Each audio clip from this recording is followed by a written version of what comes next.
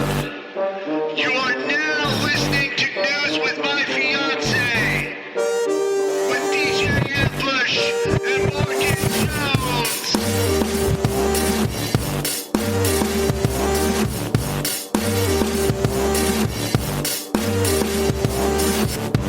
Hello. Hello? Hey.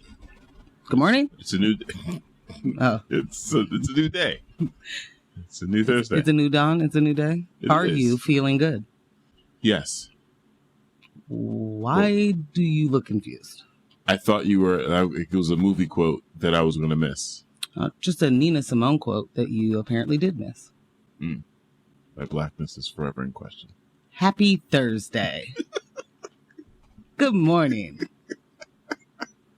Hi, fiancés. Hello, fiancés. Are y'all there? Or are you just hitting the refresh button on whatever, app that you get your news, and you are just waiting to see the Maga Daddy's mugshot? I mean, that's what everyone woke up Thursday morning for. Let's be honest. Well, yesterday was a pretty big, we got a big photo dump, if you will. Yeah. An August dump of, not a photo dump. I mean. It's true. When Rudy Giuliani was like, I'm going to have to go get a mugshot, he was big peeved. Right. And the mugshot's not a good one. No. It's the one I wanted, though. He looks like a Gotham villain. Yeah. I mean, he is a Gotham villain. Yeah, 100%. I guess accurate portrayal of, I don't know, this is pretty funny. So much time. He spent so much time. Perfecting the RICO? Creating reasons to put people in jail. For his numbers. So, Yeah. Because tough on crime. But then, is it the older you get, the more criming you do? Like, is this the something correlation like we're supposed to hit them 70s, baby? And it's that's what I've been told anyways. A spree, if you will. Yeah. Well, before we get too far, I do want to make sure that I honor and respect DJ Tempo and let y'all know that she said, say hello to the Tech Squad fam for me. I will not be making it in today. She's making it today, guys. It was a late night. Mm-hmm. We're getting ready to start school again. Summer's coming down to last couple of days. When's the last chance summer dance? Is that still a thing? Last chance summer dance. Oh, Ambush, you know exactly what the I do not. chance summer dance is. I do not. Is that the dance like at the end of the school year? No, at the end of the summer.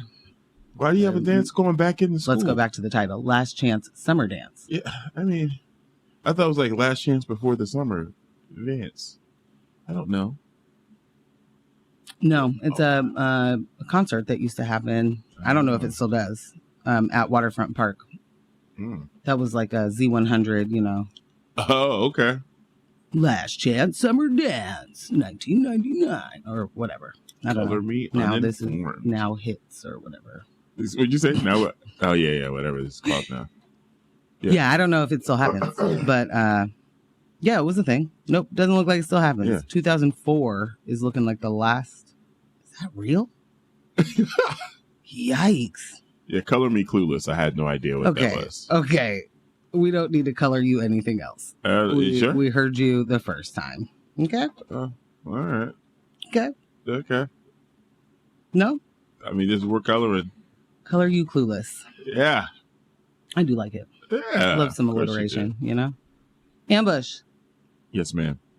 Today is Thursday, which means yesterday was Wednesday, which means the very first Oh, jeez. Republican debate. I was trying to think of a word that really is more appropriate.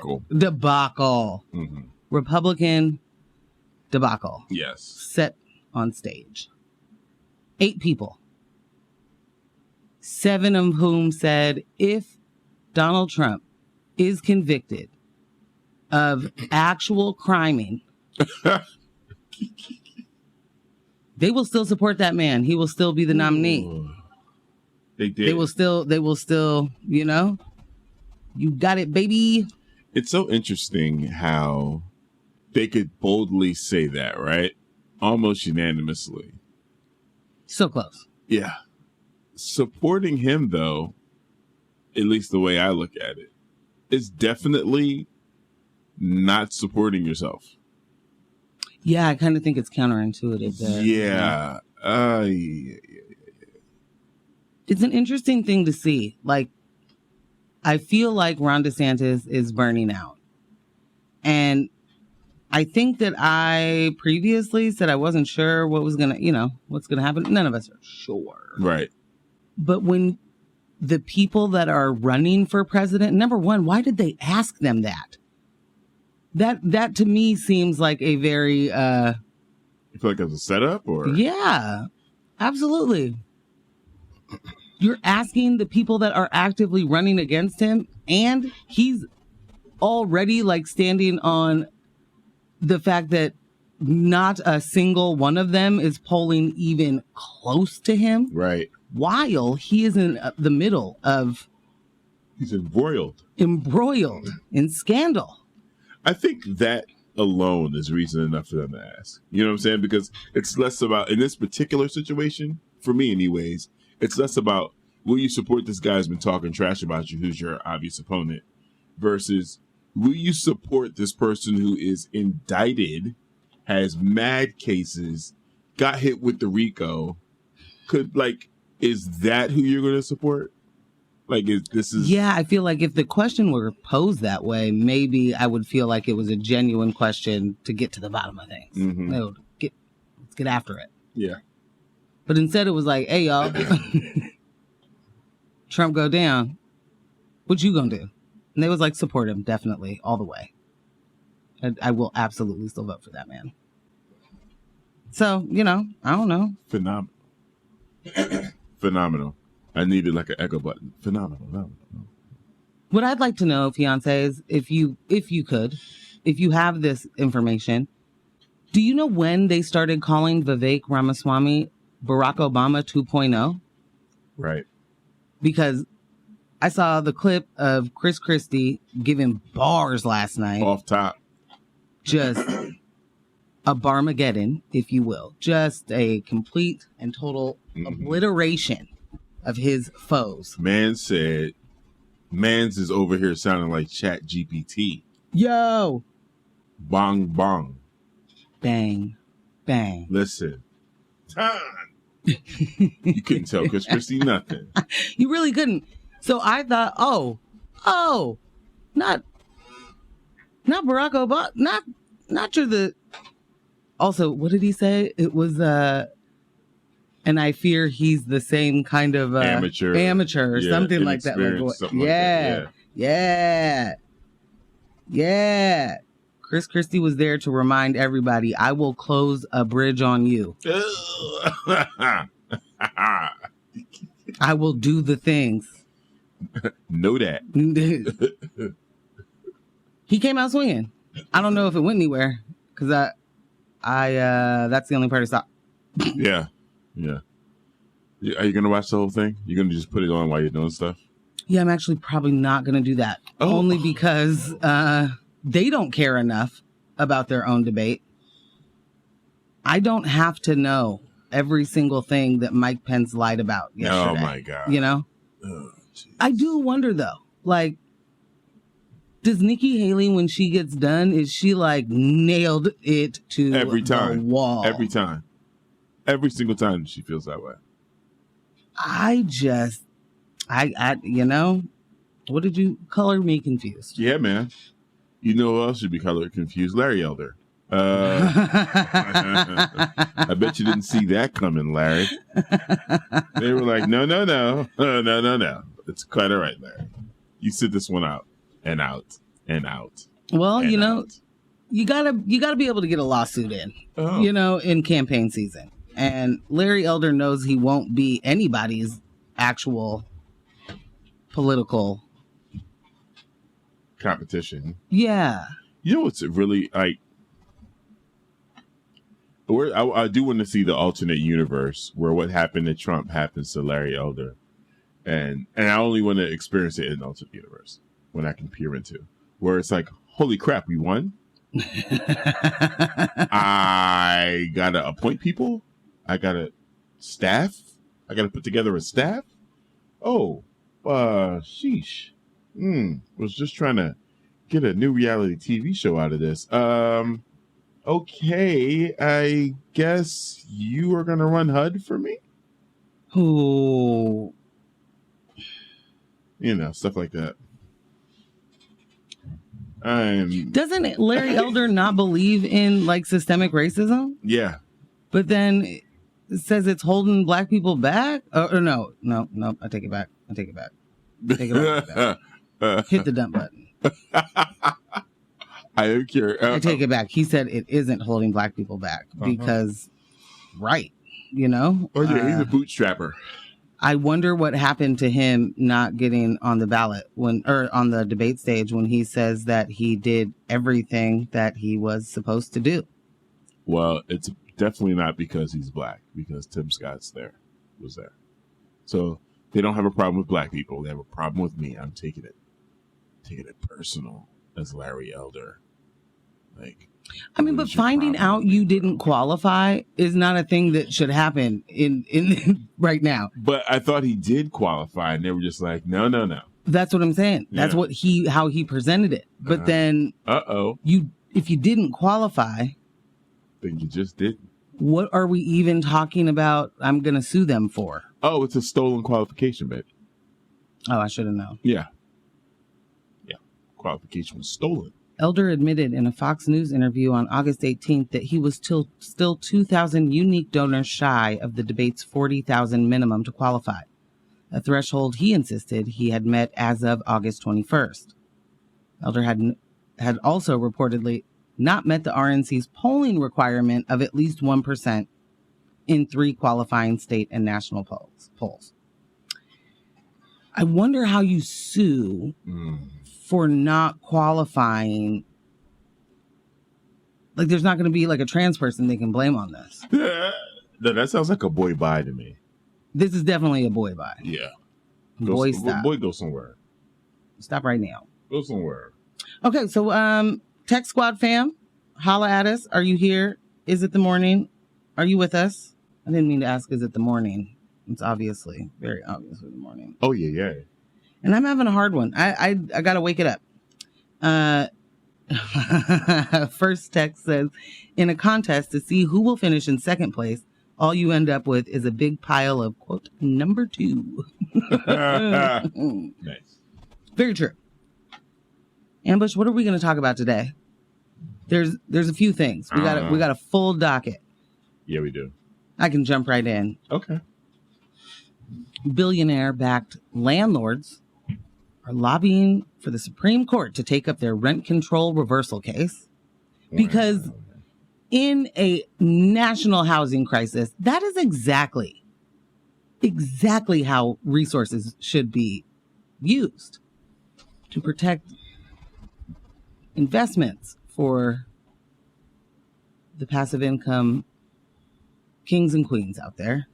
You're already a landlord. Why do you have to publicly, unabashedly be a horrible person?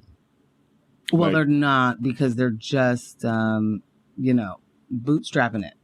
It's, if I can do it, so can you. And, hey man, creating passive income for myself off of your human basic needs is really my right, isn't it? Oh, as in America. Yeah. It is the dream. Is it freedom or not? Okay. And additional national news. Police lied about a murder captured on camera. Wait, this just in? Water is wet. So they did it again, huh? In local news, Portland's universal scapegoat, Ann Hardesty, settled her lawsuit against the city. And Tevis even had someone write half an apology to her. Wowzers. Yeah, it was like, I ain't sorry. Oh, that's not how it was. We sorry. We sorry, but ain't nothing really happened, but the stuff happened, but we are not responsible for it. We sorry for drawing on the wall with my crayons after you told me not to. You did tell me not to. And how remote is too remote when your job is to lead our city's efforts and preventing violence. Is that something you can do at a distance? Oh, I'm pretty sure you can't. Huh. I mean, I'm also one of those people that thinks it's silly for, police officers to live in different states and then get to be policing communities that they are not actually familiar with. So I would say that being in charge of like the top public safety programs, maybe you would need to be here. Maybe you would need to know the community in which you are keeping safe. Maybe care about it. So what you're saying is you can't live in Nevada and do that. All right. It sounds like someone handed someone a job. Is what that sounds like. Yeah. We're just going to keep our eye on the Trump button too. Just not because we care as much as maybe the internet does, but what I do care about is the fact that he is going to 60 days in. The set of 60 days in. Right. And is absolutely going to expect some sort of immediate special treatment. Because that's just how he rolls. And I just want to see that mugshot. I wish we had tickets to give away.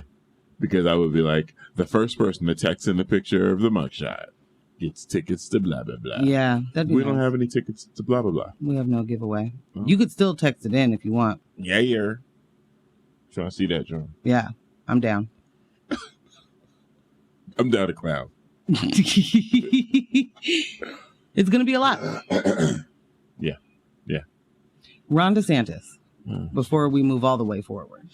DeSantis, who is just getting eviscerated. I mean, do y'all have anything to say?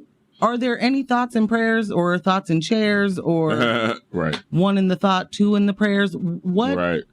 What are we going to do for this man? We are watching. Not for him. Well, I'm just saying. He needs to be triaged. It's looking real bad. Yeah. It's what we like to call rough stuff. Yeah. And the just watching him grind his teeth up while being asked, basically, hey, how come you're not doing great? Why are you so bad at campaigning for president? Hey, what's up with your personal business? What's up with your personal business, and how come you suck so bad doing this job?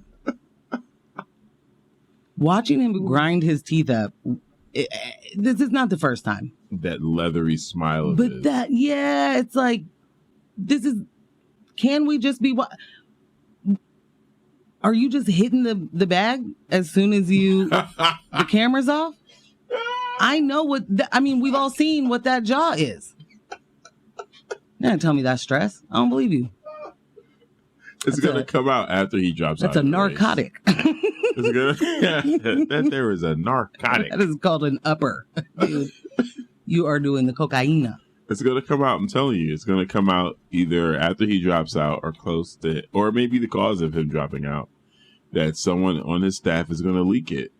They're going to leak video of him doing the narcotic. Someone's going to say, I purchased it for him. I'm his runner. He's going to vehemently deny it. But I watch him do it all the time. Yeah. Then the video's going to drop. And then he's going to, fall on some Christian sort of, who hasn't, fallen. Who hasn't strayed. The stress of my patriotism. Yeah. And I've learned my lesson. It's just so high that I also needed to be as high as it was. Yeah.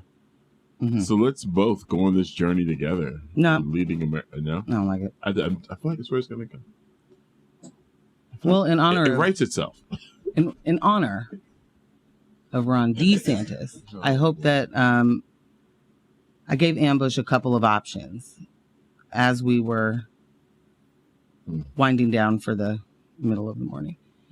I don't know which one he's going to play. I don't know if he's going to play one, Who's to say? What I hope to hear is one of my many incredible suggestions. Because we just want to, it's going to be a moment where we're not talking about Ron anymore. We've moved on. Okay. And we're not going to see that cocaine jaw. Just a swang. Just a swing. Yeah.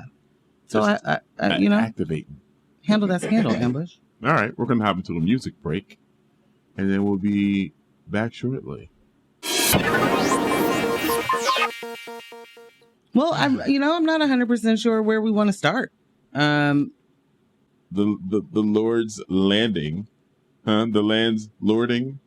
I don't know what you lording. The Lord's lording. The lords of the land. Yeah. Lording over the land.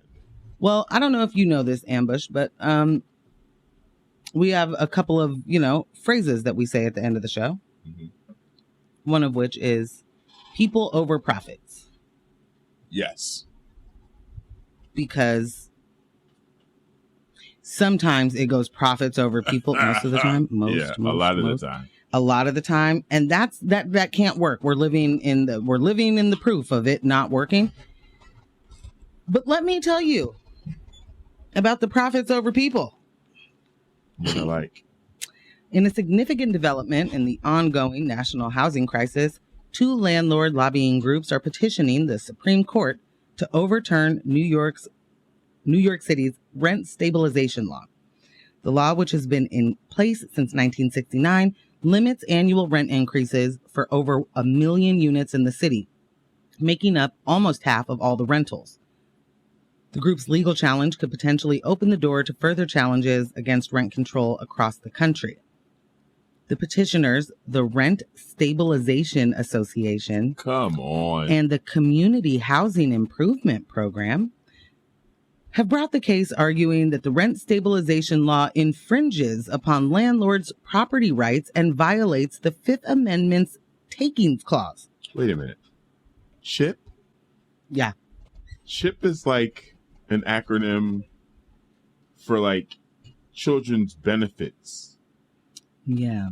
In Pennsylvania. Well, this is a benefit to children of New York City is that they won't have a place to live. Oh. I could continue. I should have waited.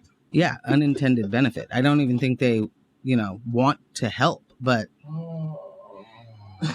Wow. The law restricts landlords from certain actions, such as leaving apartments vacant, changing their use, or removing complaining tenants after their lease expires.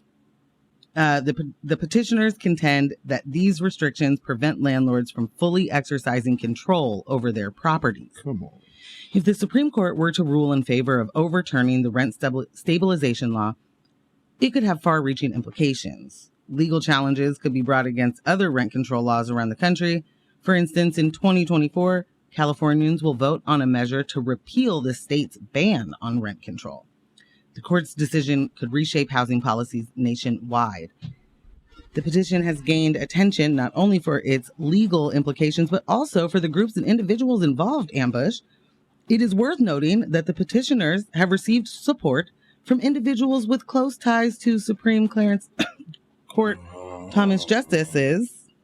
Come on. And these ties have raised concerns about potential conflicts of interest and have led to further calls of transparency, which, they've told us. How about you? How much more transparent do we need? They've told us. So the Supreme Court is expected to make a decision on whether to accept the case on September 26th. If accepted, the case could potentially reshape housing policies and rental regulations. There's also growing concern about the practice of landlords leaving rent-stabilized apartments empty. According to a report by the city's independent budget office, there are 13,362 rent-stabilized apartments in New York City that have been vacant for at least 2 consecutive years. Good grief. Suggesting that these apartments are being deliberately held offline or warehoused by landlords in order to avoid rent control. The practice of warehousing apartments is a problem for a number of reasons. It reduces the supply of affordable housing in New York City, which is already in short supply. It also drives up rents for other apartments as landlords try to make up for the lost income from their hoarded apartments. Additionally, it can lead to blight and abandonment in neighborhoods where there are a large number of vacant apartments. There are things that can be done to address that housing hoarding.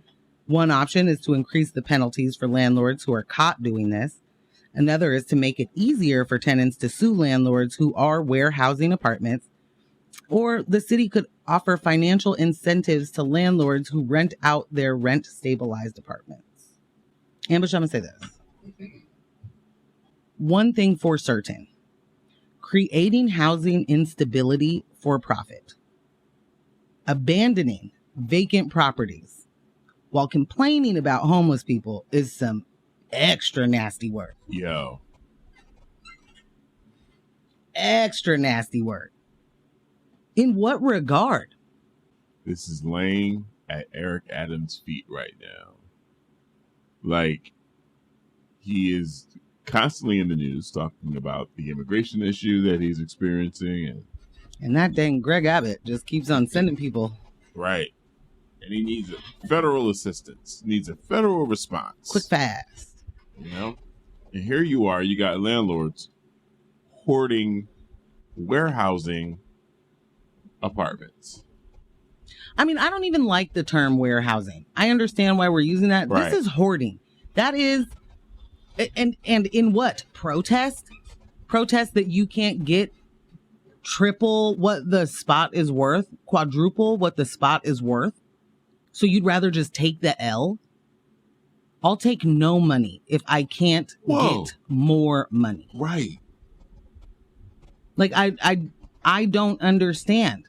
These are the same people who talk about the cities, you know, being destroyed by the homeless people. You are creating a housing crisis. You are part of the problem. And you want to go to the Supreme Court and say, no, honestly, I have the right to do whatever I want with my property, except for you don't. Because it isn't just your property. This isn't your house. This isn't your commercial building that you do your business in. You have decided, however you are going, if this is an investment property for you, if this is now the way that you're going to get your little nest egg, this is the way that you passively get your income. You don't get to not do the things you need to do as a landlord, but then petition the Supreme Court to allow you to do dastardly things to tenants. I mean, imagine what would happen. Imagine what would happen. New York City, where it is today, right now, to your point, Ambush, of where the mayor is like, help me. Right.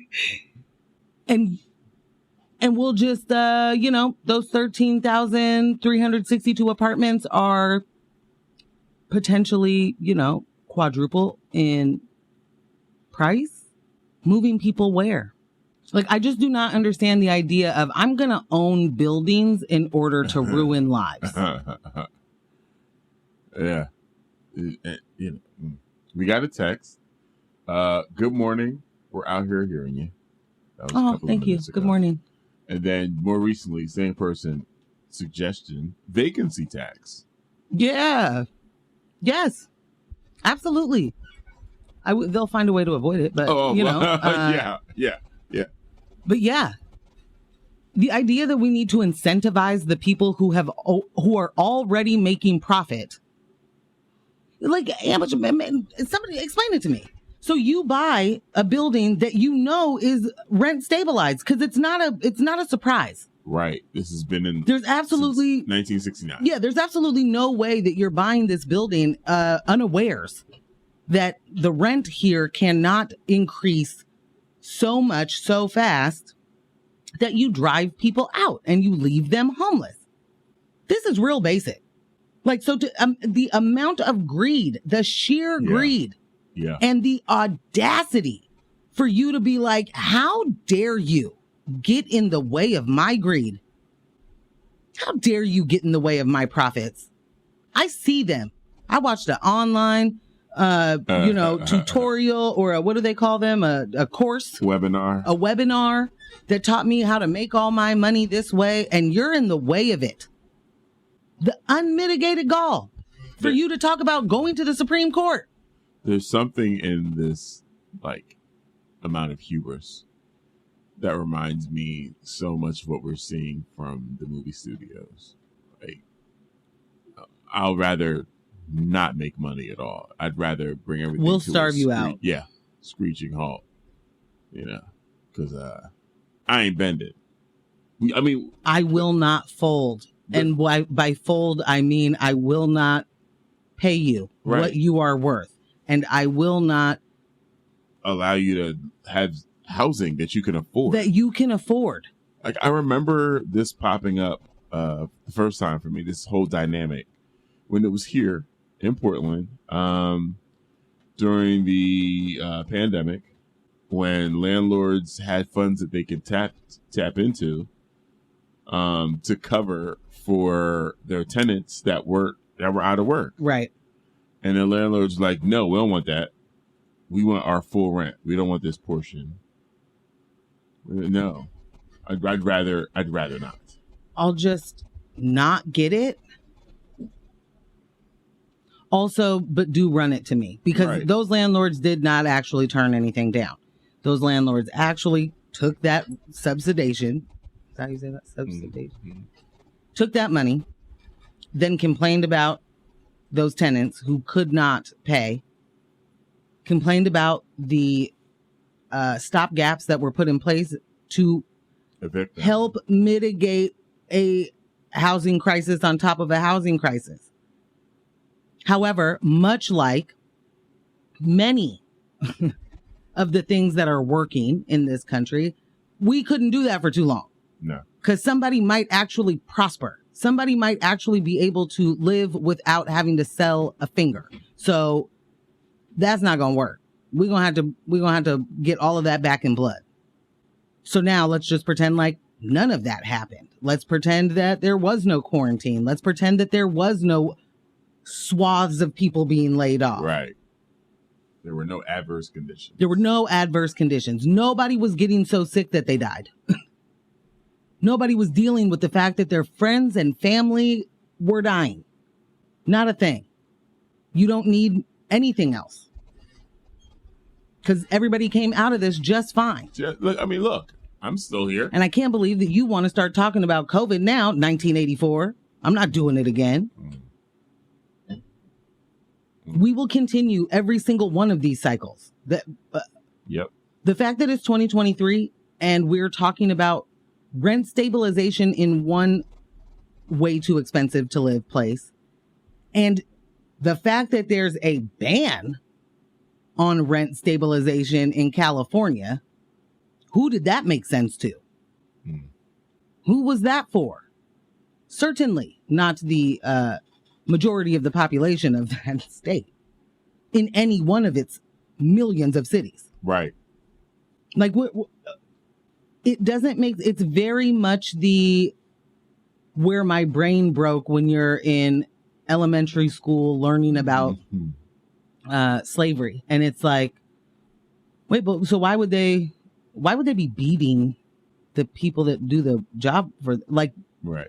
Why would you starve someone who then you expect to work the next? Like, those things just never jived. I didn't understand. What do you mean? Same thing. Same thing. Like, the expectation of it's absolutely totally fine that you are victimized time and time again. Get up, go to work, pay your rent. Not my fault that you don't have enough money to buy a house, okay? Not my issue. Where were your parents? How come they didn't give you a nest egg? I mean, understand that even as I'm raising your rent, me being the landlord, it's not about you. Don't take it personal. It's about the market. You know? Oh man. I'm just balancing things out with this very competitive market. You know, I've got a mortgage to pay. Did you know? You know what kills me, Ambush? The amount of complaining that landlords who chose to do a thing that you absolutely have to choose. This is not like, oh, I just fell into it. Or I hear landlords, but it sounds like you're talking about police, but go ahead. All in the same vein. You are choosing this. This is your entrepreneurial spirit. You monster. Why'd you tap that? You are here deciding to make profit off of a human basic need. Every single body, in order to be a functional human being in this society, needs safe housing. Facts. And your idea is, actually, I'm providing a service for you. An anxiety-ridden service. And I have, what about my mortgage? What about repairs? What about the cost of doing business? The business that you chose? The cost you don't even pay for? The cost of doing business that every single one of the renters that you have pays for, you get to complain about? You get to do absolutely zero. No kind of upgrade, no kind of maintenance. You get to do absolutely zero and raise the rent. Right. Make it make sense. I don't get, what does the market have to do with the fact that you have not fixed the washer and dryer? But you expect me to continue to pay you over market rent and then complain about repairs? Complain about the mortgage you have to pay? Interest rates went up? Sounds like a you problem. I can't imagine why that is now being passed on to me. The person who has not received anything different. No. No different service, no different anything. Now I'm paying for it. Not even receiving what was agreed upon. That sounds like welfare. That sounds like a handout. That doesn't sound like a merit-based system in which you make the most money because you're the smartest. It sounds like exploitation. It does. Sorry. No. I mean, a vein was tapped there, and I wanted that to run. I'm big mad at it. It really grosses me out just how it's totally fine. It's totally fine to be openly greedy and at the same time judgmental towards the people that you are exploiting. That does not, how? Yeah, it's kind of weird to be able to be that, I don't want to say evil, but an enemy of progress like that in public. Again, Loudly. There it is. Loudly. I mean, we know that some of the most wrong people are the loudest ones, but they're so tone deaf. They just don't see it. The audacity to go, you know who should hear us out? The Supreme Court. We got a guy up there. I mean, but they do. Do you know we got a guy up there? Because when Harlan Crow is supporting honestly, just even the names of these places. Yeah. The Rent Stabilization Association or something like that literally you are doing the exact opposite of that. Exactly. The community housing something program. Like, what? But yeah, when you're Harlan Crow and you're out here just funding all of this nonsense in order to just keep your own status. It isn't even like he's making sure everybody else around him gets some status. This is really about me. Yeah. Making the right friends and connections. Putting boats in the right people's driveways. Was it paying his mother's mortgage? Buying mom's houses. Every mama need a house. You know? Bought and paid for by a billionaire who will then cash in on that favor later. Everybody deserves. Like, you have to be able to explain that. You have to be able to explain that. This billionaire bought this Supreme Court justice's mom a house. And then that Supreme Court justice didn't tell nobody about it. And then that Supreme Court justice's wife was like, you know what we should do? A coup. What? Wait, we only did one story so far? Yeah. Oh, we're bugging. It's quite all right. Y'all, I don't know what happened. It's a vortex or something. How have we been here for almost an hour? Yeah, it's kind of weird how that happened. I'm confused. It's almost like Mercury is in aspartame. Yeah, right. Mercury is an aspartame. Yeah. It is. Oh, that's good. I don't even know where you guys are. I mean, I do appreciate it. Thank you again, Fiancé, who let me know that you're out there and you are hearing us.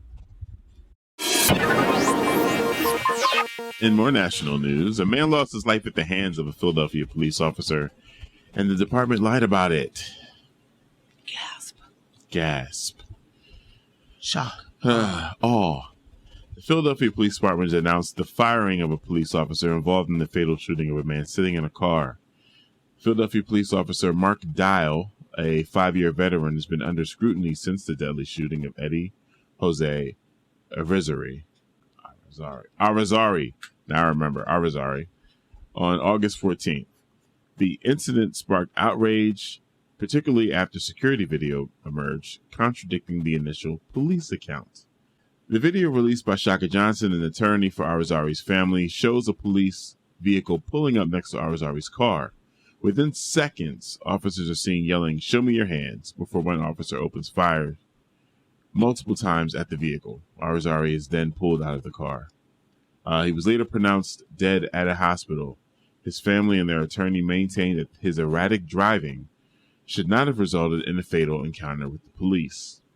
Philadelphia Police Commissioner Danielle Outlaw announced a suspension of Officer Dial with the intention to terminate his employment after 30 days. This action is related to Dial's alleged refusal to cooperate with the investigation. The incident has raised questions about police accountability and transparency.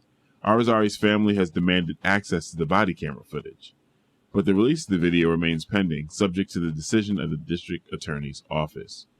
While authorities have reported the presence of knives in Arizari's vehicle, his family states that one of the knives was used for his work as a mechanic and was given to him by his father. It's also noted that Arizari had no previous arrests nor negative encounters with law enforcement. The situation has ignited calls for justice, with Arizari's family seeking accountability for the loss of their loved one. Investigations are ongoing, with the district attorney's office and the police department conducting separate probes into the incident. My question is, if there's no consequence for law enforcement lying, then what are we doing? Is that your question? Because I feel like we already know that. I mean, well, I guess my question is, why are we okay with this? Why are we okay with this? We have, different levels of bureaucracy all within the police unions that protect them. But why, when it comes time to renegotiate, why are we okay with there being literally no penalty enforced? Because they'll say, oh, we have measures on the books. We have. Why are we okay with no penalties being enforced when police officers just lie? Right. Just flat out lie. How are we going to, what's the incentive for them to tell the truth for something caught on video? Because, to me, that's the most egregious part of it. It's before body cameras, sure, before cell phones and all of that. These officers would be caught on multiple videos, all types of angles. Many and just angles, be like, 4K. Didn't have HD. it. Didn't have it. Like, they said he lunged. He was out of his car and he lunged. And without the footage, without the surveillance camera, we would just keep saying that. Yeah. Right. And even the eyewitnesses that are there that are like, no one ever got out of the car, doesn't matter. Right. Now, so again, there's just like, I'm so glad you brought that up. This is the ripple effect, right? The ripple effect of things that happen. You want to talk about community relationships. You want to talk about the community showing up for law enforcement and assisting them with investigations. When law enforcement will do something like this and completely discount the word of the exact citizens they claim they want help from. We really need the community's assistance. Which community? The community that you call liars when we say, no, this man was shot in his car? The only reason this is a thing is because it was caught on someone's ring cam. The police body cam footage has not been released. Right. Right? And their official story, spokesperson. So this is why, for me, it's not like a cop tweeted this. The spokesperson for the department gave that assessment that he lunged. The report is that, but y'all have the footage. It's not like you have to go somewhere else to get it. Y'all have reviewed this footage and decided this is what we're going to say to the public. No, come on, man. What's even, I just want to add to that, like, when somebody's lying in your face, right? Right. And like at work, a coworker is making up a story and it's kind of like, no, I did send that email, but it didn't go all the right. It's stuck. Okay, forward it then. Well, it's outbot sent draft. I don't know where that dang technology. When someone's lying to you. Yeah. So as the bosses over there, when these people come back after having shot and killed someone, and they start hitting you with the right. I was scared. They just hit you with the lines that they have been taught. I was scared for my life. They lunged at me. They came at me. Nobody else felt like they needed to shoot. But boy, oh boy, shaking in your boots. Right. When you're telling those lies and then you're hearing those lies, like they know. There is no question. Shout out to the text. One says, funny that name, Danielle Outlaw. Sounds familiar, right? Mm-hmm. Everybody should remember. Mm-hmm. Been there, done that. She gave a rousing example of what it means to be a police chief here. That was their second text. They followed right up with that. I think that's in their leadership. Danielle Outlaw learned here in Portland, Oregon, how to get around cameras. Boy. These cops forget that human beings have cameras. That's the thing. There's this like, I don't have to have my own camera on, right? Because Portland is like, I guess we'll get to it when we get to it. Right. Other places that are supposed to have them on, they will turn that thing off. Oh, it malfunctioned. Where's IT when you need it? Right. They do not care. However, completely forgetting you're on the outside. There are surveillance cameras everywhere. There are people with cell phones. There are children with cell phones that they know how to work that camera. Now, they will absolutely just steal the camera from you or absolutely, try to intimidate you so much or arrest you. Not at all above arresting you for doing a thing that's not illegal. Yeah. They'll absolutely do that. And we've seen the harassment continue with people that have caught police on camera, like months, years after the incident. They're still harassing that person, still harassing their family members.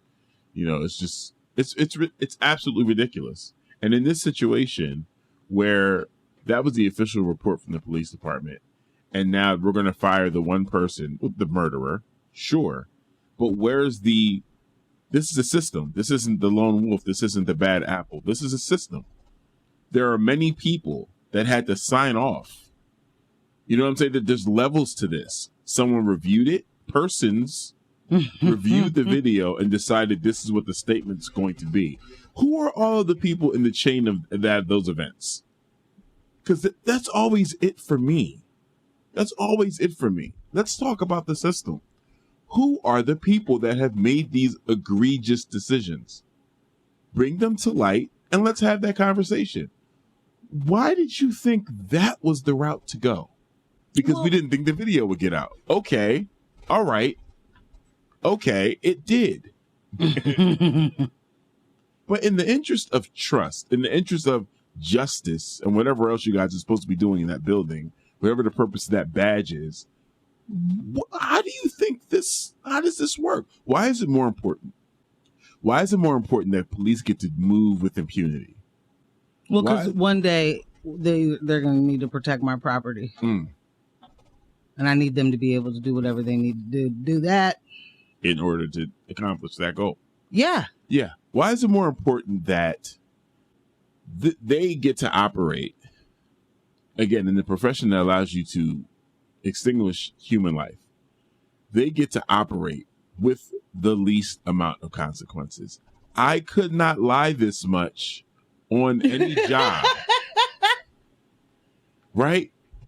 I could not imagine working for anyone, and there is an atmosphere or system there that encourages that we lie to the people who are supposed to be. Well, to be fair, I'm going to stop you there just because that sales. That is work. The work culture is covered CYA. Yeah. I don't know if that's global, but nationally, we are, rugged individuals. Mm. We're not really about, all that teamwork and things. I mean, this team is in fact a family, and we do need you to treat us as such, but make sure that you CYA, because I don't want to have to deal with my boss coming down on me because you did something. Right. I mean, it's just, it's just different, varying degrees of severity. So if you are lying about, not sending an email or not setting up a meeting, that's one thing. If you are lying about the brutality you did today, if you are lying about murdering somebody, if you are lying about discharging your weapon, you don't get to come and talk to me about how you are here to enforce laws. No, you are here to enforce your power on other people. That's it. That's it. Because there's what's the equivalent of you get to go and do this, Oh, I was scared, so I killed someone several times at work. Right. Like, what? Right. Then you're in the wrong line of work. Like, that's not a work you should do. Listen, this is what the text came in. An armed officer in a fully equipped cruiser who says an unarmed person made him fear for his life is in the wrong line of work. Okay. Who are you? Why are you in my head? How is this happening? I literally Fiancé. what you just said. Nah, that's it. That's it. Like, go work at the Gap. It's way safer, bro. Honestly, it might not be. You're going to encounter more people that are shoplifting than you do out in your cruiser. Oh, man. If you go work at the Gap, you're going to be tackling people. Don't work at the Gap. Yeah, don't go there. I don't know. Bath and Body Works? Where can we put you? The ice rink. Because you're terrified. The ice rink. And hey, maybe that's maybe there's something there that you can unpack with your therapist. And that is no shade. Do that. Grow up. Talk to somebody. Do not do power trips at work on the citizens you are sworn to protect. But Ambush, I do want to say that is not their job. And we keep saying that. And we keep expecting them to do that. Because we want to address the marketing. And because I'm tired of seeing that you're protecting and serving the entire city on the side of the cruiser that you're sitting in, texting, and then running the light while then on your way to go shoot somebody. It can't be you guys are never wrong. There's too much that happens at your hands for There's a common denominator. Yeah, it just can't be that. It can't, y'all. It really can't. And until we're okay with them having the exact same consequences that we have for lying on your job, this is going to continue. But it's absolutely ridiculous. Like, I don't know who does this. Who watches The Watchmen? Who do we turn to say, hey, we need you to get on this. We need you to get on making sure there are levels of accountability and consequences for something as simple as police filing false reports.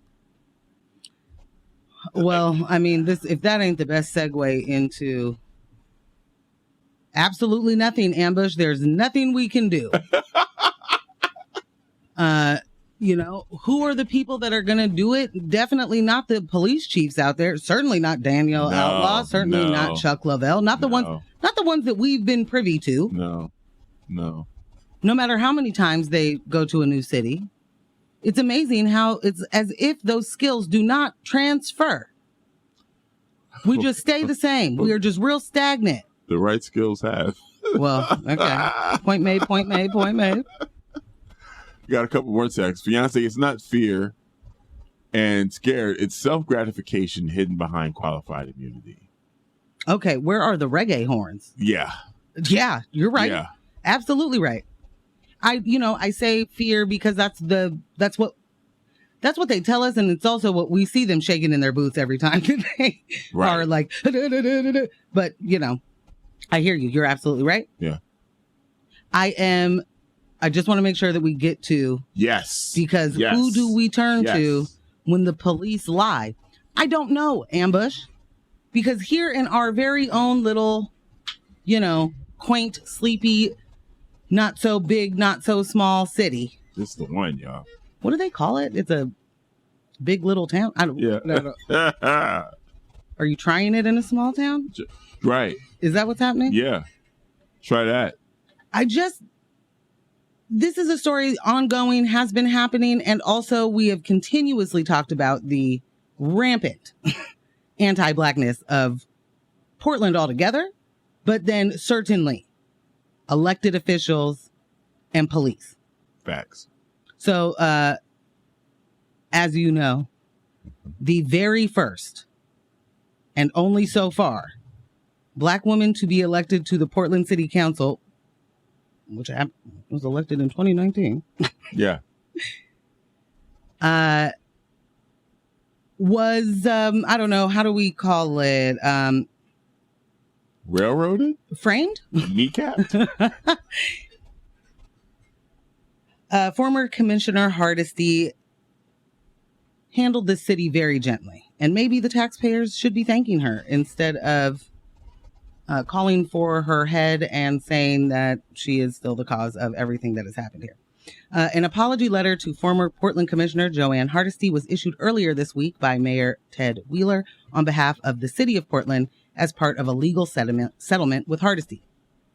Hardesty, who served on the Portland City Council from 2019 to 2022, sued the city, officers, and the police union in 2021 following the leak of false information about her by members of the Portland Police Bureau to their personal friends, a local conservative media outlet, and the Oregonian.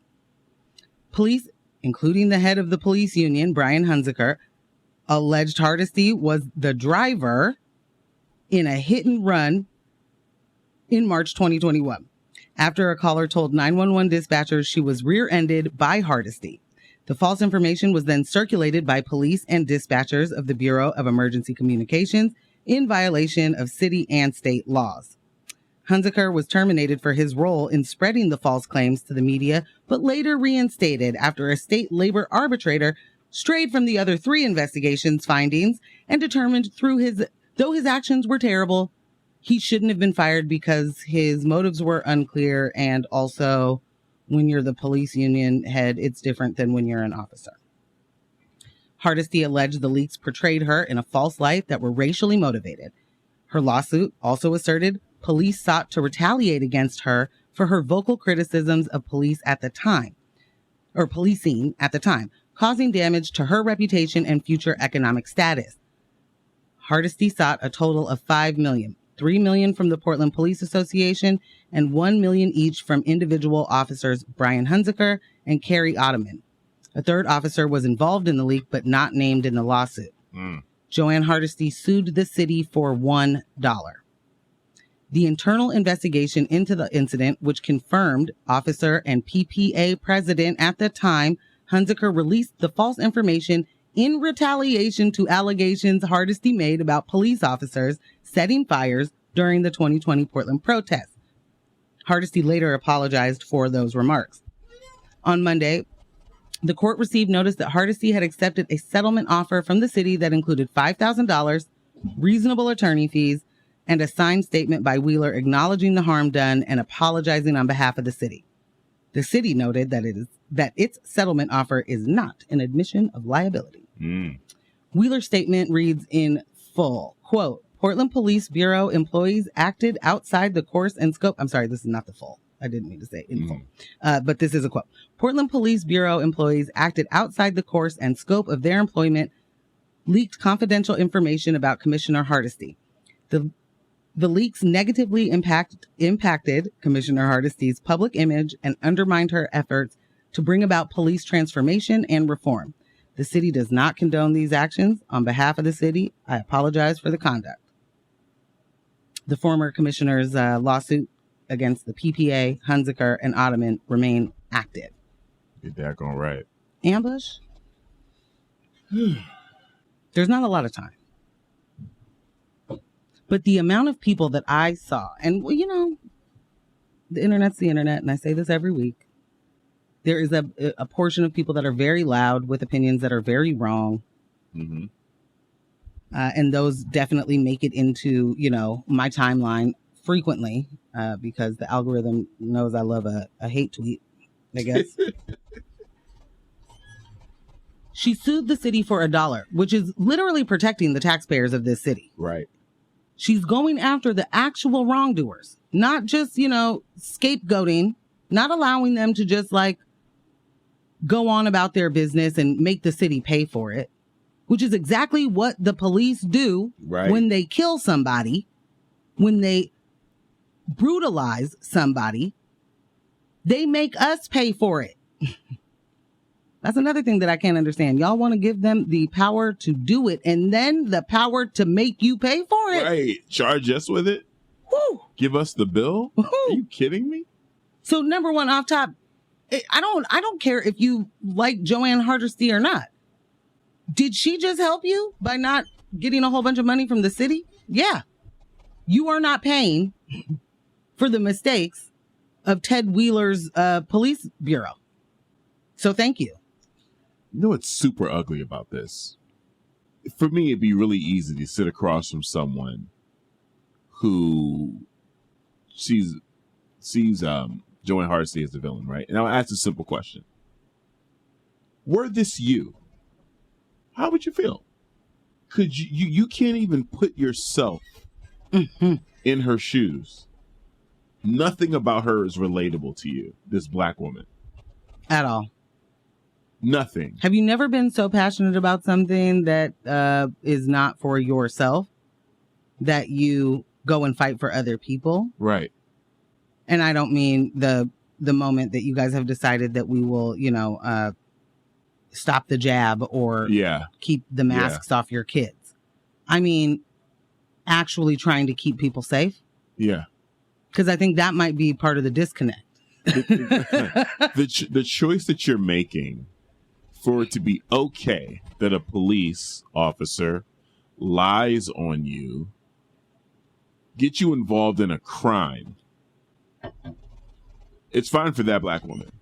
Right. Yeah, it's whatever. You know, okay, so she didn't do So it wasn't her. It was a different black lady. Okay, whatever. They do all look alike.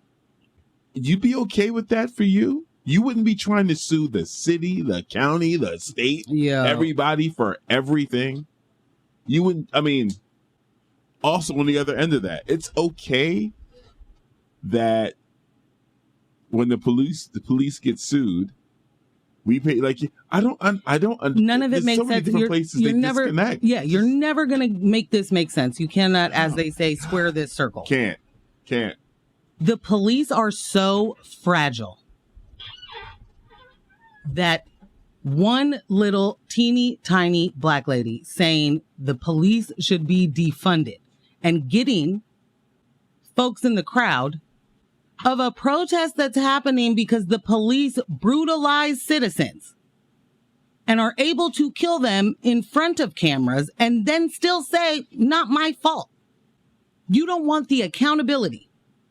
And you don't want the accountability because you want the police to be able to kill somebody that is, I don't know, breaking into your house or, you know, stole your car or whatever it is that you are so worried about. They broke your window. They should die. They stole a loaf of bread. Die. You want that. Right. The police, you are fine with the police retaliating? Not just against citizens, against a sitting city commissioner. You know how bold you gotta be? You got to be extra bold. Everybody knows the business here, right? This is a smaller situation. It's not like there's 40,000 cops here. There's also the police are absolutely banking on the fact that everybody that does in fact support them absolutely doesn't read. Right. absolutely does not understand any of the situations because they don't go back to anything. The police were never defunded. Their budget is bigger than ever. Have those problems that you've been blaming on Ann Hardesty since 2019, have they gotten better or worse? Tell me right now, quickly, fast, because if they haven't gotten better, and not only is she gone, but the police have the biggest budget they've ever had, tell me, did it work? Quick, expeditiously. Did it work? There was a warm-up for this story for me. Earlier this week, an account that I follow on Instagram posted a photo of a man that assaulted a small business owner downtown. And in the comments, someone says, they will catch him, release him without setting bail, and be back on the streets in 4 hours. He will never be prosecuted. In 4 hours? Because you all voted against yourselves by electing the morons in this county and city. And then, when he assaults someone else in the future, you all will blame the defunded police for not doing a better job. Business owners should make a point. Move out of Multnomah County in the city of Portland. Yeah. Send a message. Okay. No one in City Hall cares about you or your business. Yeah. All they care about is how much federal funds they can pocket to do nothing, while saying they're tackling the unhoused and homeless issue. I said PPB has the largest budget they've ever had. Hello. Purchased not one, but 2 planes. And those of you that claim to be paying attention are still running with this defunded narrative. They respond, you're partially right. Mm-hmm. They had to refund after defunding them because crime was allowed to be so bad. This crime got out of hand due to cops quitting because of lack of support from elected officials. Oh, my word. And defunding of many vital departments. Yes, and then ones that actually are the crack skulls departments. Right. I said, with their current budget, they still aren't doing their jobs. At some point, the coach and the players have to be held accountable. Can't keep blaming the fans and the front office. Them not doing their work is a morale issue. If you don't like being a cop anymore, quit. But they shouldn't be spreading lies to cover up for their work slowdown. Also, thank you for sharing that, Ambush. Sorry for jumping in and starting to scream about it. We got to stop using so many words because these people are not here for that. They're not. They're not here for that. You're partially right. They had to refund because they Shush your mouth. If you aren't starting with the police made a concerted effort to not do their job, then I know for certain you are actually not qualified for the conversation. Nah. If you think that the police were defunded and that just made all those police quit, if you believe that, why are you okay with those police quitting their job that you believe is the most important thing a person could do, the most selfless act, the most dangerous job? Right. Why are you okay with them quitting their job because they don't get to just absolutely brutalize people with impunity? Because that's the baby step that we were even looking for in the moment. None of the things in the 2020 protests were about to be abolishing the police or the prison industrial complex. Right. Y'all act like slippery slope. No, a slippery slope is allowing people to murder citizens in the place they are supposed to protect them and then let them go back to Washington or wherever they live. Right. Get another job while they're working here. Lie about people. That's, if I said this person right here hit my car and left and that never happened, I have now made a false report, which is a chargeable offense. Right. So where is the charge? Where's the charge for Hunziker? Where's the charge for the other one, Kikiing with her friends? Right. Where are we holding accountable the 3 Save Our Portland people? Tangela and them. Ooh, defamation. Where's Cardi B when you need her? Because she knows how to make sure that people pay when they be out here lying. Right. You ruined a woman's career who was not harming the city in the way that you in order to be able, you were just mad. 3 different investigations say that you retaliated. You yourself admit to it. Right. Y'all not the bitter Bettys? Imagine. Sorry, there's a text. The disconnected, not doing the work and actually knowing what the work is. Yes, Joanne's quite a queen. And Portland, Oregon is better for her work. The system relies on our ignorance. Absolutely. Yep. And the system pays in to make sure that we are. I mean, exponentially. Yeah. So much money is spent to make you think that, the police have a really dangerous job. All of them are ODing on fentanyl right now because it exists. Okay. They don't even have to be next to it. Okay. What? All right. Because if there isn't a clearer example, like they are filming themselves lying. At what point? Like, come on, bro. Come on. You remember? It's real quick. Remember when the vaccine first dropped that fresh pack? Yeah. And people started doing I'm just trembling and shaking, and now I can't work and I can't walk because I got the jab. That's the police ODing on fentanyl. I wanted to push those people over. That's exactly what they're doing. Chair. Yeah. Like, that's this. I mean, look at it, right? Look at the theater that's been created. Look at the environment. The environment literally fosters lies. It grows them organically. When you create when you insulate them from the consequence of lying, they take it a step further and start producing their own content. So here it is now. Like, who else is going to watch my hog talk? You know? I need you to listen. I need you to shake a little bit more. We're going to do another take. Not in the content house. Start over. Right. Like, what? That's not okay. You don't get fired for that. And I mean, there are people that are going to say, oh, you guys just want to fire them for everything. Can we fire them from anything? Can we fire them for the one thing? I need consequences. I need it. It can't be my consequence of not doing what they say or listening to them in the moment can be death. Complying. You should have just complied. My consequence for lack of compliance is death. Your consequence for lying is nothing. Starbucks. You just get a coffee. Maybe you needed your blood sugar was low. So you gotta get a lemon loaf.